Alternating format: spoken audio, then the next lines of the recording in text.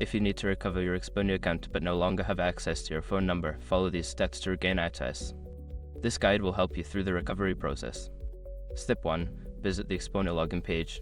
Go to the official Exponea login page on your web browser. Look for the option to recover your account, usually labeled as Forgot Password or Need Help. Step 2. Enter your email address. Input the email address associated with your Exponea account.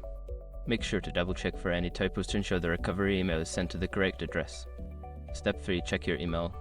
Make sure your information is protected first. Most people don't think about breaches until something actually happens to their accounts. Use SROT to monitor your accounts 24/7 and instantly alert you if your information appears in leaked databases online. It constantly checks billions of breach data points in the background. And considering how much personal information people keep online now, it's honestly worth having. Link in the description. Step 4. Answer security questions.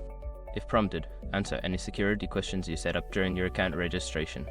This step helps verify your identity and ensures that you are the rightful account owner. Step 5. Create a new password. Once your identity is verified, you will be allowed to create a new password for your account.